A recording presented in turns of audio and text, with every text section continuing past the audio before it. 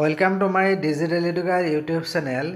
ভিডিঅ'টোৰ যোগেদি শিক্ষা বিভাগৰ কেইবাটা গুৰুত্বপূৰ্ণ আপডেট জনাব বিচাৰিছোঁ।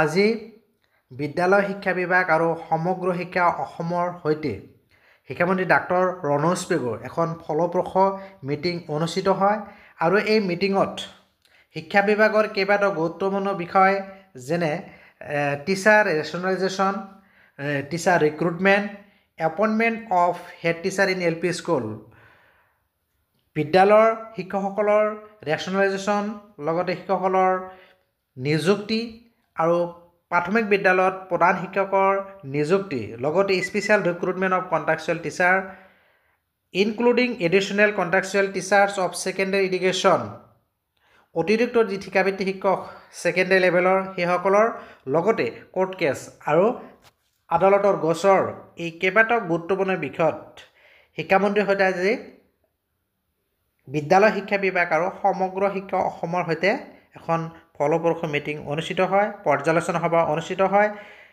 আশা কৰা হৈছে যে এই মিটিঙৰ জৰিয়তে নিশ্চিতভাৱে এই গুৰুত্বপূৰ্ণ বিষয়সমূহত ভাল ফল অতি সোনকালে আহিব। বিদ্যালয়সমূহত বিশেষকৈ এল পি স্কুলৰ প্ৰধান শিক্ষকৰ পদ বহুদিনৰ পৰা দাবী হৈ আছিলে।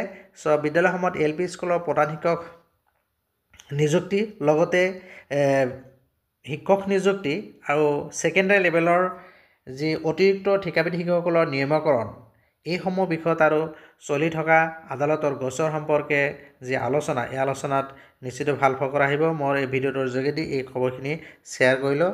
ভিডিঅ' ভাল লাগিলে লাইক আৰু শ্বেয়াৰ কৰিব আৰু এনেকুৱা ধৰণৰ গুৰুত্বপূৰ্ণ আপডেট পাবলৈ যিসকলে চেনেলটো ছাবস্ক্ৰাইব কৰে চেনেলটো ছাবস্ক্ৰাইব কৰি ন'টিফিকেশ্যন বেলটো অল কৰি দিব। Thank U.